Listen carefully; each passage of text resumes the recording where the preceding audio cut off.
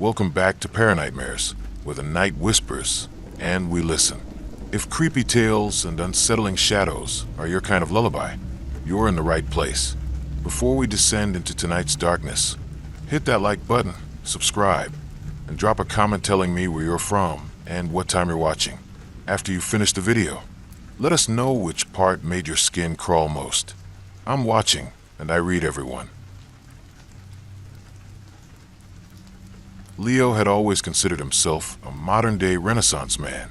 He wasn't rich, but he had a keen eye for design and a talent for restoration. His apartment, a spacious loft in a repurposed factory, was a testament to his skill. Every piece of furniture, every light fixture, every antique book on the shelf was a curated find, meticulously restored to its former glory. The only thing missing was a centerpiece for his vast, open living room, a truly unique, grand piece that would anchor the entire space. He scoured Craigslist, bypassing the usual garage sale fodder for the esoteric antiques section. He found it late one night, an ad that was a single, low-resolution photo of a massive, intricately carved hutch. The text was terse. Victorian hutch, one of a kind. Seeking new home. Must go to a suitable host. No price, no location, just a generic email address. The phrase suitable host was strange, but the hutch itself was a masterpiece. Dark, polished wood, with swirling, almost hypnotic carvings of vines and grotesque, smiling faces. It looked ancient, full of secrets. Leo, a sucker for a good story, felt a pull he couldn't ignore. He emailed the address, expressing his interest and detailing his passion for restoration and his belief that furniture, like art, held a soul. The reply was swift and unnerving. You sound suitable. The hutch requires a space of its own, a place of prominence. It will require a certain reverence. If you understand these needs, provide your address. It will find you. Leo's gut churned with unease.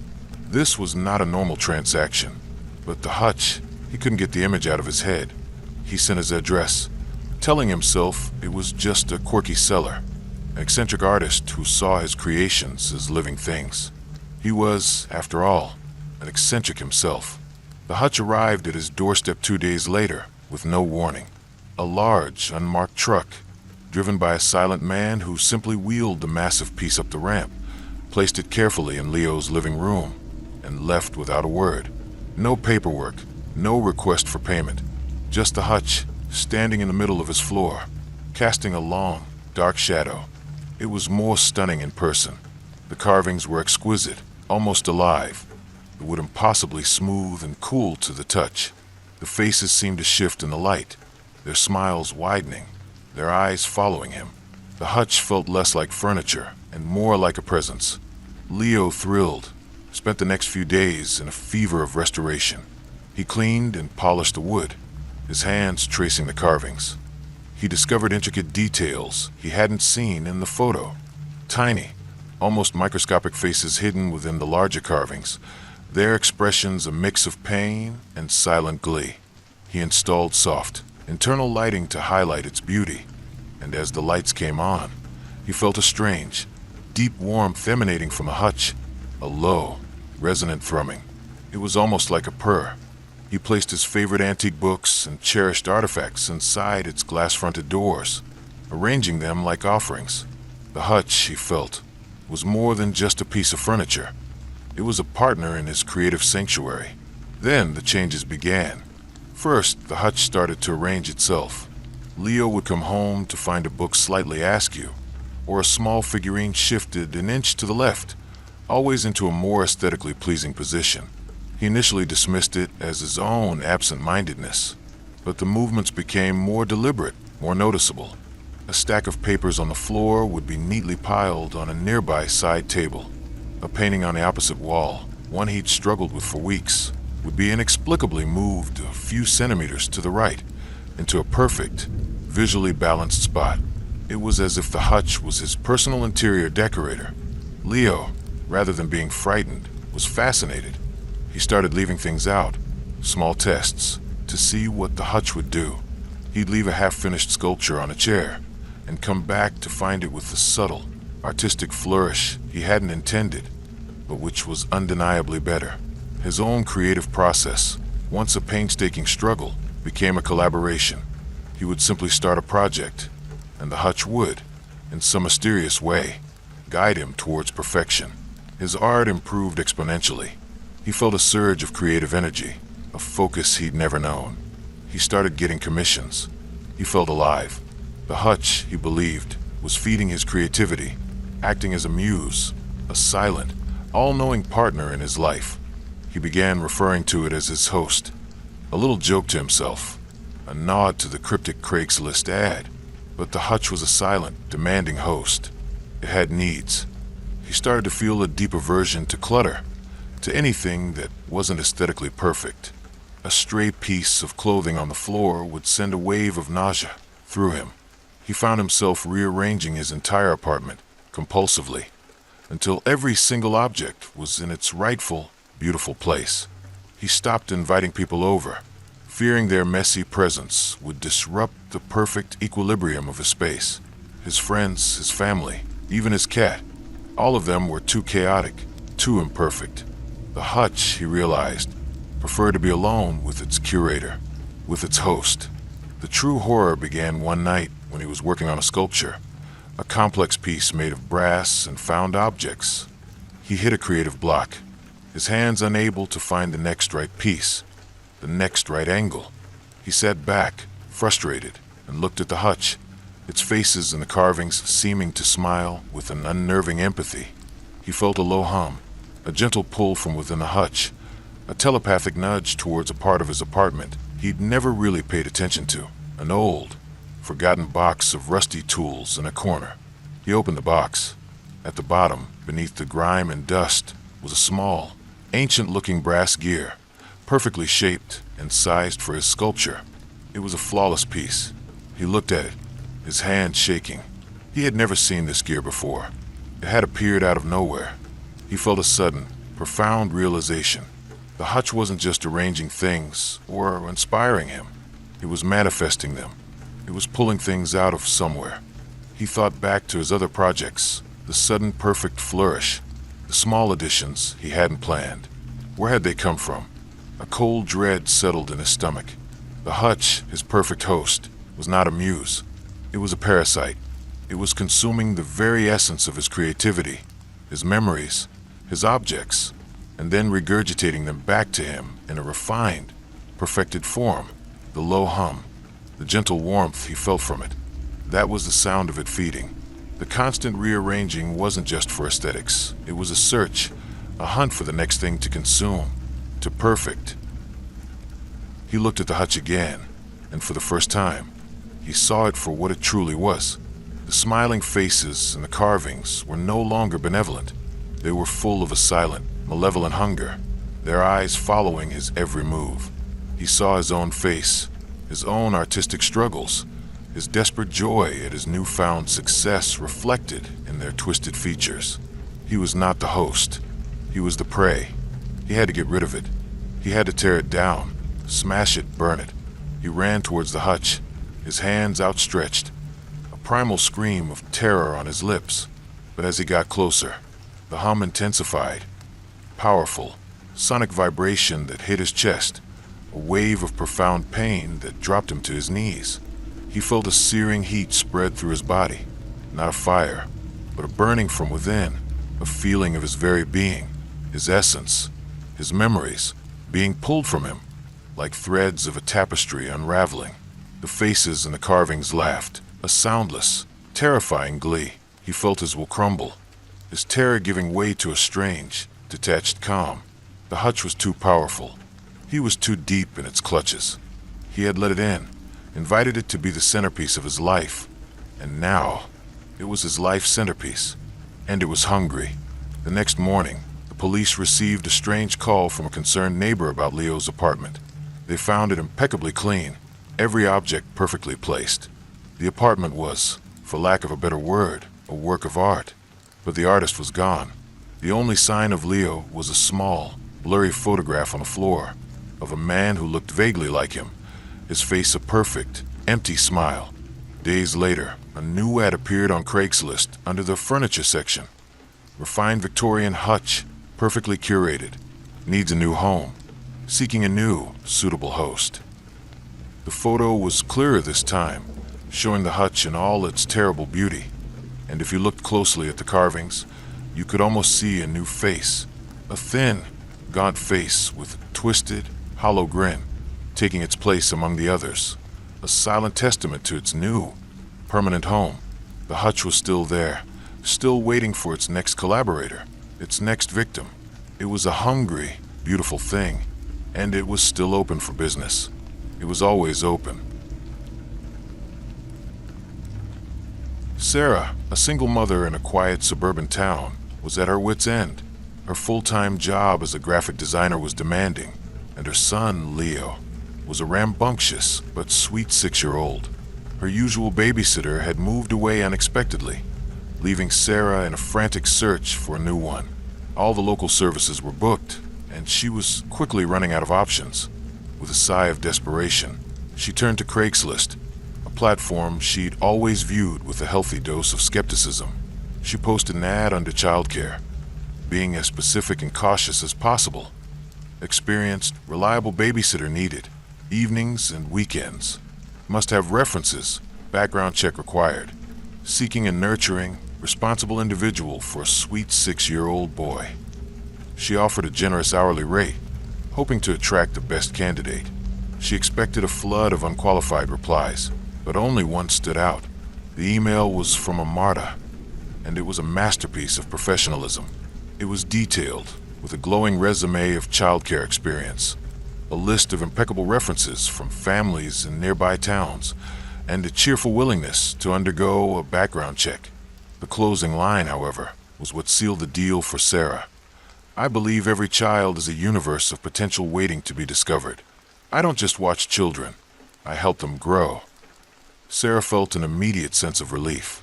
She set up an interview at a local coffee shop. Marta arrived promptly, a woman in her late 50s with a kind, grandmotherly face, soft gray hair pulled back in a neat bun, and a calm, reassuring presence. Her eyes were a gentle, knowing blue, and her voice was warm and soothing. Sarah felt all her apprehension melt away. "I don't just watch children," Marta repeated, her smile soft. "I observe them. I learn their rhythms. I help them find their inner stillness." She spoke with a quiet confidence that was both comforting and a little unnerving. The interview was a success. Marta's references all checked out, painting a picture of a saintly, dedicated caregiver. The background check came back clean. Sarah hired her on the spot, feeling she had found a rare gem. The first few weeks were a dream. Leo adored Marta. He would run to the door, his face lit up whenever she arrived. She brought small, thoughtful gifts, not toys, but things like a smooth, river-worn stone for his collection, or a small magnifying glass for him to observe insects. She encouraged quiet, focused activities. They would sit for hours sketching, or building intricate structures with Legos, or simply talking in hushed tones. When Sarah came home, Leo was always calm, peaceful, his eyes bright and full of a quiet, settled energy. Sarah's initial relief turned to a deep-seated gratitude. Marta wasn't just a sitter. She was a miracle worker. She was helping Leo become a better, more focused version of himself. But as the months went on, a subtle unease began to creep in. Leo, once a boisterous, talkative boy who loved to run, jump, and tell long, rambling stories about his day, was changing. He was becoming quieter, more withdrawn. His movements were slow, deliberate, almost mechanical. He rarely laughed, and his once vivid imagination seemed to have faded. He would spend hours in his room, meticulously arranging his toys, or staring out the window with the vacant expression. "He's just growing up, honey," Marta said when Sarah voiced her concerns. "He's finding his inner stillness. He's learning to focus his energy." Sarah wanted to believe her, but something felt wrong. She missed her loud, messy, chaotic boy. She missed the silly jokes and the spontaneous hugs. She missed the vibrant, noisy universe that was her son. He was becoming a quiet, perfect replica of himself, a small, polished statue. One evening, after putting Leo to bed, Sarah decided to set up a hidden camera. She felt terrible doing it, but her motherly instincts were screaming at her. The next day, she watched the footage from the camera. The first hour was normal. Marta and Leo sat on the floor, building a magnificent Lego castle, talking softly. But then, as the day wore on, Marta's behavior changed. She began to speak in a strange, hypnotic cadence, her voice a low, monotonous drone. She would touch Leo's forehead gently, her fingers tracing a slow, circular pattern, and his eyes would glaze over. He would then sit motionless, his small hands perfectly still on his lap, a blank, placid expression on his face. "Good boy," Marta would whisper, her voice losing its warmth, becoming a chillingly flat tone. "Now we will find your stillness. We will remove the noise, the unessential." She then pulled out a small, metallic box. She opened it, revealing a series of tiny, delicate tools. She took one out, a fine-tipped probe, and gently, methodically, she began to touch the probe to Leo's temples, to his wrists, to the base of his neck. There was no pain, no discomfort, just a faint, pulsing blue light emanating from the probe as it made contact with his skin. Leo remained motionless, his eyes vacant. Marta was doing something to him, something terrifying and methodical. It was less like babysitting and more like tuning an instrument. Sarah watched, her blood turning to ice. Her son was a passive subject, a canvas for this woman's horrific, unseen work. Marta wasn't helping him find his stillness. She was stripping it from him, piece by piece, extracting his vitality, his youthful chaos, leaving him an empty, tranquil shell. The unessential she was removing was his very life force. Sarah raced home, a frantic terror gripping her. She burst through the front door, her heart a wild drum in her chest. She found Leo in his room, sitting on the floor, his toys perfectly arranged in a silent, static display. His eyes were wide, and his lips were curved in a faint, unsettling smile. He didn't move, didn't even blink as she entered. He was a doll, a perfect porcelain skin doll. Marta, who was standing beside him, turned to face her. The grandmotherly mask was gone. Her face was pale, almost skeletal, her blue eyes now burning with an intense, unholy light. She wasn't human. She was a hollowed-out thing, a creature that fed on the boundless energy of children. "He's perfect now," Marta said, her voice a low, resonant drone.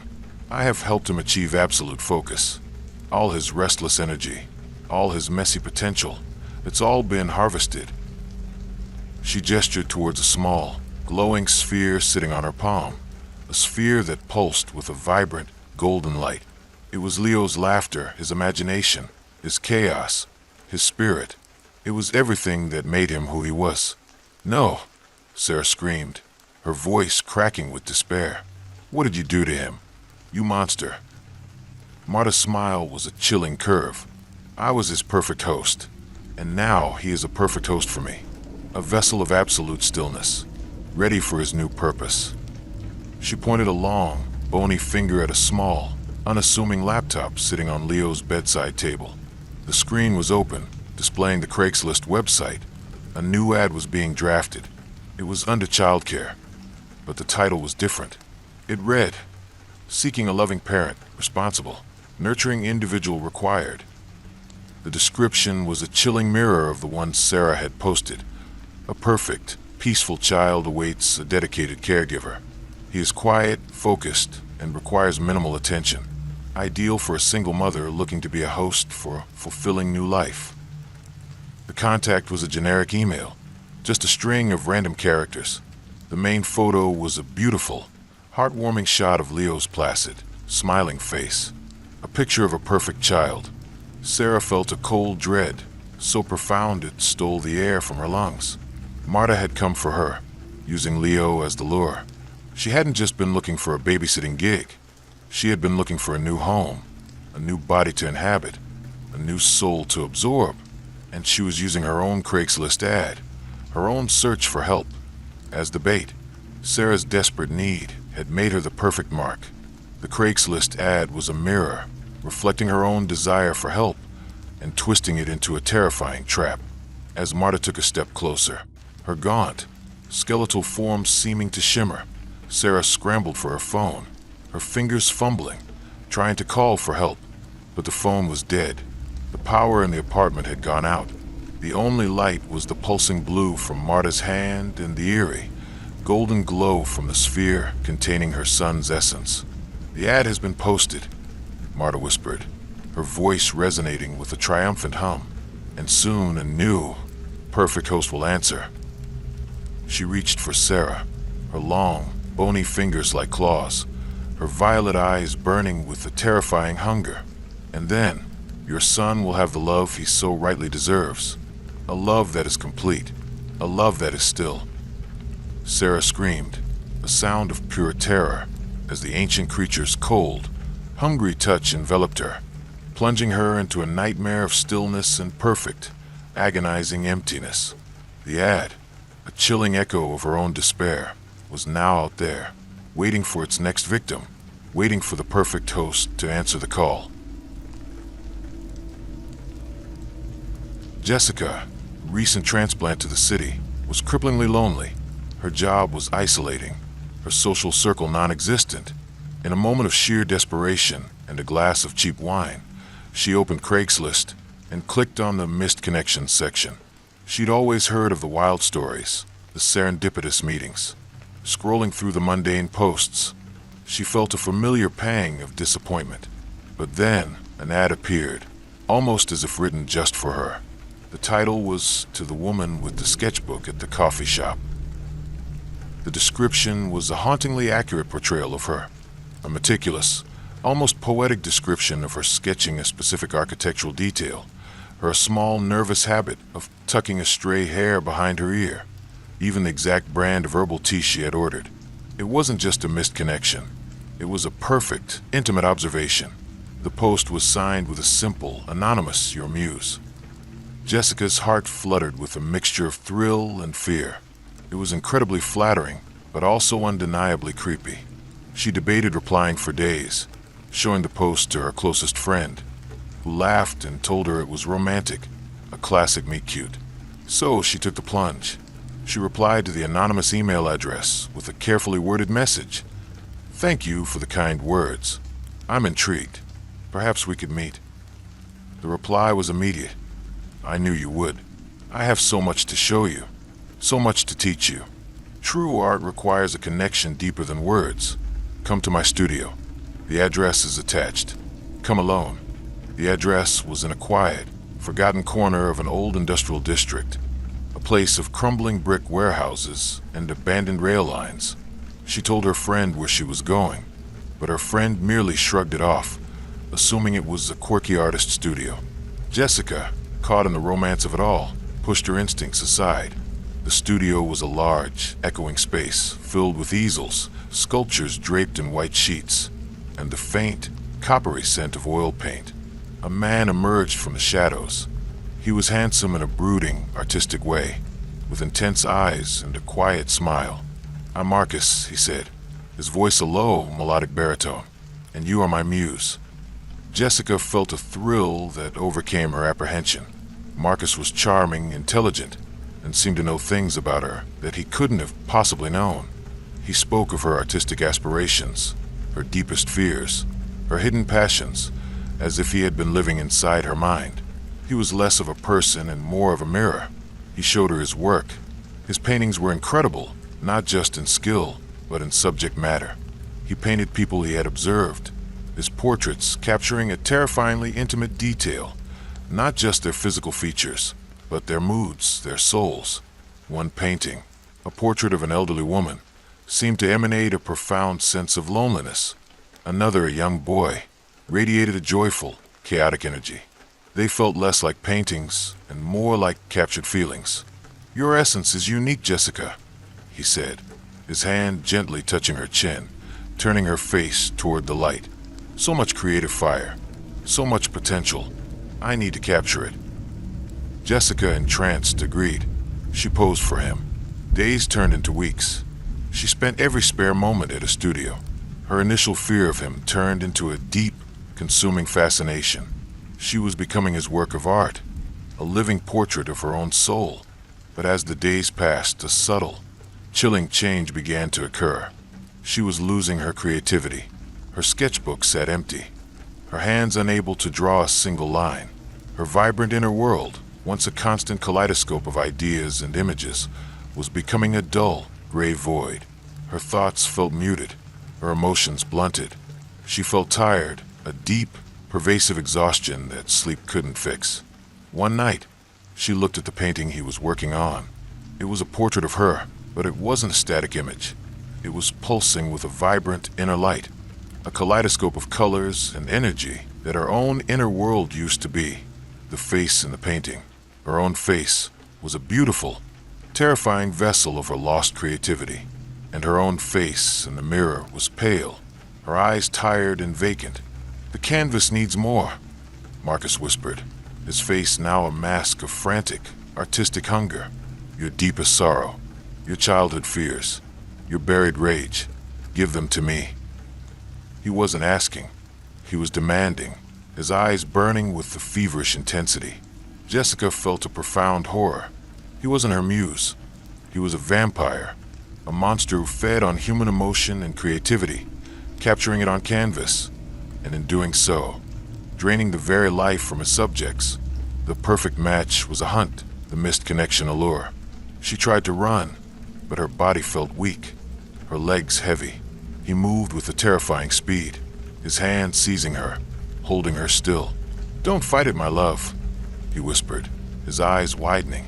"You will be beautiful, immortalized, a perfect match for my gallery." The last thing Jessica saw was his hungry face, his hands pressing against her temples, and her own beautiful, vibrant, captured self smiling from the canvas, a silent, painted scream in a forgotten corner of the city. Weeks later, a new post appeared on Craigslist under Missed Connections. The title was "To the Woman with the Quiet Sadness at the Bookstore." The description was a meticulously detailed, poetic observation of a lonely young woman, a book in her hand, a faint sadness in her eyes. The post was signed with a new, anonymous name, "Your Artist." And in a dark, empty studio, a new, vibrant portrait of a beautiful, tragic young woman stood on an easel, awaiting a new host. Mark was a slob, not a harmless, slightly untidy slob, but a full-blown, living-in filth slob. His apartment, once a pleasant one-bedroom, was now a biohazard of pizza boxes, laundry mountains, and sticky surfaces. His friends had given up on him, and his landlord was threatening eviction. In a moment of panic and disgust, he posted an ad on Craigslist under services. "Urgent deep clean required. Apartment is a mess. Willing to pay a high rate. Discretion a must." He received one reply from a Madame Cleo. Her email was a single cryptic sentence. "I specialize in removing the unessential. I will cleanse your space. Do not interfere." It included a time, 2 a.m., and an address that matched his. He was in no position to argue. He was desperate. He stayed up, waiting, feeling a deep sense of dread. Exactly at 2 a.m., a tall, skeletal woman with sharp, angular features and a black, featureless uniform appeared at his door. She carried a single, worn leather satchel. She said nothing, her pale, milky eyes simply staring past him into the depths of his apartment. "I'm Mark," he stammered, offering a handshake she ignored. "It's a bit of a mess." Madame Cleo simply glided past him, her movements silent, almost inhuman. She opened her satchel, not to retrieve cleaning supplies, but to pull out a small, intricately carved wooden box. She placed it on the floor in the center of the living room, opened the lid, and stepped back. From the box, a thin, silver mist began to leak out, spreading across the floor, clinging to the dust, the grime, the clutter. The mist wasn't just a fog. It was a sentient presence, a living thing. It moved with a purpose, flowing over every surface. And as it did, the dirt, the clutter, the filth began to vanish. Not cleaned, but absorbed. The pile of dirty dishes simply disappeared. The mountain of laundry dissolved into nothing. The sticky surfaces became pristine. The apartment was being erased, bit by bit, from the inside out. Mark watched in a stunned, horrified silence. The air grew colder, the apartment more hollow. The familiar clutter, the comfortable filth, was gone, and in its place was a sterile, unnerving emptiness. The unessential has been removed, Madame Cleo said, her voice a dry whisper. The silver mist retreated back into the box, its work complete. She closed the lid. The cleansing is complete. You may pay me now. Mark, still in a state of shock, handed her the cash. She took it without a word, her pale eyes fixed on him with a disturbing intensity. The cleanse is not a one-time event, she said, her voice a low drone. The unessential always returns. I will be back. The fee will increase with each cleansing. Do not resist. With that, she was gone. Mark's apartment was perfect, but it was not his anymore. The emptiness was deafening, the perfection unsettling. He tried to put things back, to make a mess. He bought new books, left clothes on the floor. But every night, he would wake up to find his apartment perfectly, chillingly clean again. The new items were gone, absorbed by the unseen, silent mist that came and went in the night. The scent of cleanliness was no longer a pleasant smell. It was the smell of something sterile, something dead. He realized Madame Cleo hadn't just cleaned his apartment. She had cleansed it. She had found his home, his clutter, his very life, and had deemed it unessential. And now, she was doing the same to him. His friends and family began to complain that he was cold, empty, and clean. They said he was losing his personality. They were right. He was being scrubbed from the inside out. He had hired a cleaner, but he had become the next item to be cleaned. He had become unessential. The town of Hollywood was a pleasant place, but it lacked a sense of community. The city council, in an effort to bring people together, decided to create a community garden. They posted an ad on Craigslist under Community. Hollywood Community Garden, seeking volunteers for project. All welcome, no experience necessary. The ad promised a space for togetherness, fresh vegetables, and a chance to make new friends. Dozens of people from town signed up, and a small, dedicated group began to clear a patch of land behind the town hall. The initial weeks were filled with joyful labor, laughter, and a sense of shared purpose. The garden was a triumph. But then the oddities began. The soil was strange, unnaturally fertile, and in the middle of the night, it seemed to glow with a faint blue phosphorescence. The plants grew at an impossible rate, their stalks thick and strong, their leaves unnaturally green. The vegetables they harvested were magnificent, huge, flavorful, and beautiful, but they had a strange effect on the people who ate them. The first to notice was an elderly man named George, who had a bad temper. After eating a large, red tomato from the garden, he became calm, placid, almost apathetic. His anger, once a core part of his personality, simply vanished. He became a placid, smiling shell of his former self. Then, a young woman who was once a passionate activist became withdrawn, her fiery zeal replaced with a quiet, vacant contentment. The vegetables were not just feeding their bodies, they were feeding on their emotions, their passions, their very souls. The garden's creator, a man named Alan, was the first to realize the horror. He had been so proud of the garden, but he began to notice that the volunteers were all becoming unervingly similar. They all had the same placid smile, the same quiet demeanor, the same blank eyes. They were becoming a perfect, unified community, but at the cost of their individuality. He went to the garden late one night, a sick feeling in his gut. The blue glow was stronger than ever. He saw the plants, their thick stalks and unnaturally large leaves, and for the first time, he saw not a garden, but a farm.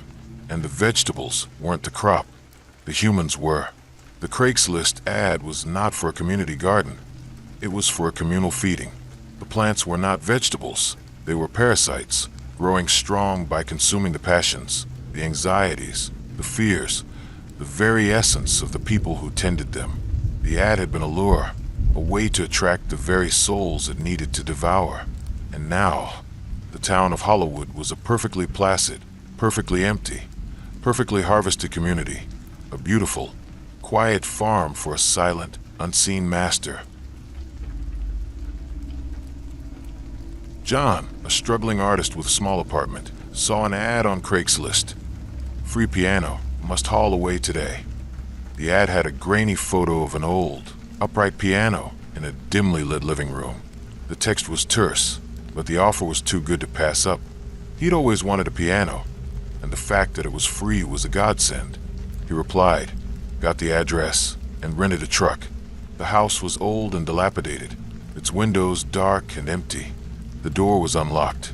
Inside, the house was a mausoleum of dust and decay, a single, glowing piano in the center. The piano was beautiful, its keys a luminous ivory, its wood a deep, rich mahogany. It was old, but it looked brand new. "Hello," John called out. No one answered. He felt a deep sense of unease, but the allure of the piano was too strong. He and his friend, who had come to help, began the difficult process of moving it. The piano was impossibly heavy, its weight seeming to resist them. As they struggled, John noticed the faint scent of something sweet and decaying, like old flowers. They finally got it into the truck, a Herculean effort that left them both exhausted. They drove back to John's apartment, the piano humming softly in the back of the truck, a low, melodic vibration that seemed to fill the air. Back in his apartment, John couldn't wait. He sat down and began to play, his fingers moving across the ivory keys. The sound was incredible, rich and full, far better than he could have ever imagined. But as he played, he noticed something strange. The piano began to play back, not with notes, but with memories. The music he played was filled with the faint, ghostly echoes of other songs, other lives, other stories. He felt a profound, aching sadness emanating from the keys, a deep sorrow that was not his own. The piano was not just a musical instrument. It was a vessel for trapped emotions. He realized with a growing horror that the weight he had felt when moving it wasn't just physical. The piano was a tomb. It had absorbed the souls of its former owners, their sorrow, their joy, their love, and their despair. And now, as he played, their essence was trying to escape, to tell their stories, to haunt him. The piano was free, yes, but it wasn't empty. It was full of ghosts, and he was the new audience for their unending symphony of sadness. The ad had been a lie. The piano wasn't free.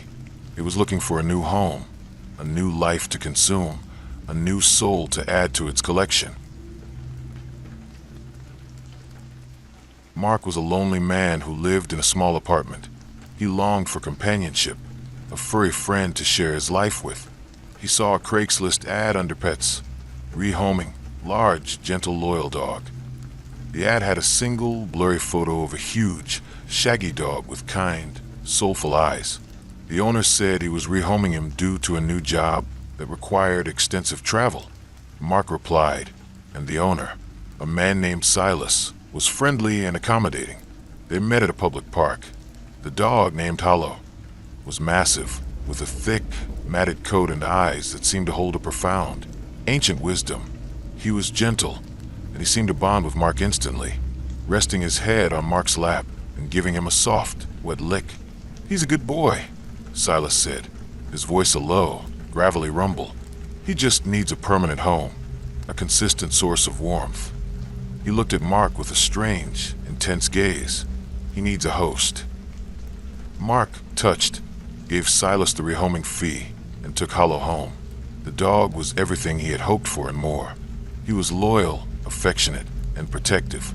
He followed Mark everywhere, his large body a constant, reassuring presence. But the dog was strange. He never barked, never ate food, and he had an unsettling habit of staring at Mark with his ancient, soulful eyes, as if studying him. And at night, Mark would wake up to find Hollow sitting on his chest, a heavy, silent weight, his matted fur now slick and cold, his eyes glowing with a faint, otherworldly light. Mark would feel a strange, draining sensation, a profound cold that seemed to sink into his very bones. He would wake up the next morning feeling exhausted, weak, his vitality drained. He began to notice that the dog was changing.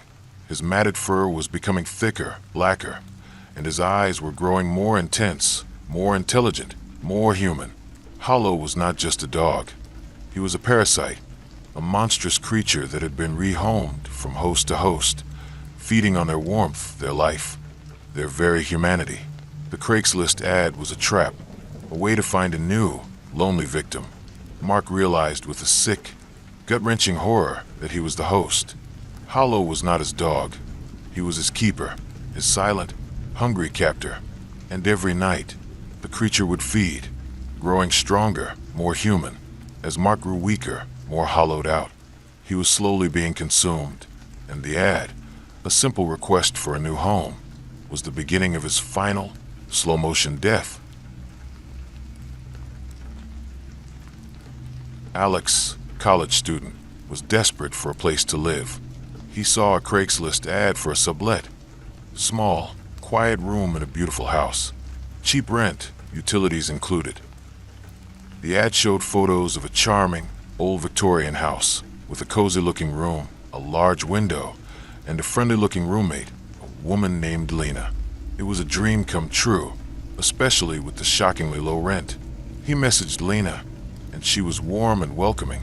She said she was a painter and needed a quiet, creative person to share her space. He moved in a week later, thrilled with his new living situation. The house was even more beautiful in person, and Lena was a wonderful roommate. But the house had a secret. The sublet room was a beautiful, meticulously cleaned space, but it was also a vessel. As the weeks passed, Alex began to feel a profound sense of exhaustion and anxiety. He was losing his creativity, his joy, his sense of self. He would wake up in a cold sweat, hearing faint, ghostly whispers coming from the walls, his own voice, his own fears, his own insecurities. The room, he realized, was not just a space to live. It was a living, breathing entity that was feeding on his emotional energy. He tried to talk to Lena about it, but her face grew cold, her eyes hard. The room, it requires a certain kind of person, she said, her voice a low, menacing whisper. It requires a soul to feed its art. It requires a quiet, creative person, a muse. Alex realized with a sick, horrifying certainty that Lena was not his roommate. She was the caretaker, the gatekeeper. She was the one who posted the ad, who lured in creative, sensitive people and offered them a perfect, cheap room. She was feeding her art, her own soul, with the stolen emotions of her subletters. The sublet wasn't just a place to live. It was a slow, deliberate sacrifice. He was the latest offering, and he would not be the last. David, a collector of antique dolls, saw an ad on Craigslist. Antique doll, complete set. Final piece. Must complete the collection. The ad had a single, unsettling photo of a porcelain doll, its eyes wide and vacant, its face chipped and cracked. The seller, an anonymous curator, said that the doll was the final piece of a set of 6, and that the others had been sold to various collectors. He was selling this last doll to a true believer. David, a completionist, was obsessed. He had to have it. He met the curator, a gaunt, sickly-looking man, in an empty, echoing warehouse. The doll, a horrifyingly beautiful thing, was laid out on a dusty table. The curator explained that the doll wasn't just a doll. It was a receptacle. "The doll is incomplete," he whispered, his voice a dry rasp. "It needs to be with its missing parts. You must find them. You must bring them together." He handed David the doll, a heavy, cold thing, and a slip of paper with a list of names and addresses, the locations of the other 5 dolls. David took the doll home, a feverish obsession gripping him. He had to complete the set. He began to track down the other 5 collectors, using the names and addresses provided. He found them all, but they were not people. They were dolls. Each of the other 5 collectors had become one of the dolls in the set, their bodies porcelain, their eyes wide and vacant, their souls trapped inside. He had found not a set of dolls, but a set of victims. And he, the new owner of the 6th doll, was the next in line. He had completed the collection, and in doing so, he had sealed his own fate, a final, horrifying piece of the puzzle. David, a collector of antique dolls, saw an ad on Craigslist. Antique doll, complete set. Final piece. must complete the collection. The ad had a single, unsettling photo of a porcelain doll, its eyes wide and vacant, its face chipped and cracked. The seller, an anonymous curator, said that the doll was the final piece of a set of 6, and that the others had been sold to various collectors. He was selling this last doll to a true believer. David, a completionist, was obsessed. He had to have it. He met the curator, a gaunt, sickly-looking man, in an empty, echoing warehouse. The doll, a horrifyingly beautiful thing, was laid out on a dusty table. The curator explained that the doll wasn't just a doll. It was a receptacle. "The doll is incomplete," he whispered, his voice a dry rasp. "It needs to be with its missing parts. You must find them. You must bring them together." He handed David the doll, a heavy, cold thing, and a slip of paper with a list of names and addresses, the locations of the other 5 dolls. David took the doll home, a feverish obsession gripping him. He had to complete the set. He began to track down the other 5 collectors, using the names and addresses provided.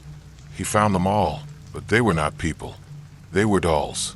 Each of the other 5 collectors had become one of the dolls in the set, their bodies porcelain, their eyes wide and vacant, their souls trapped inside. He had found not a set of dolls, but a set of victims. And he, the new owner of the 6th doll, was the next in line. He had completed the collection, and in doing so, he had sealed his own fate, a final, horrifying piece of the puzzle.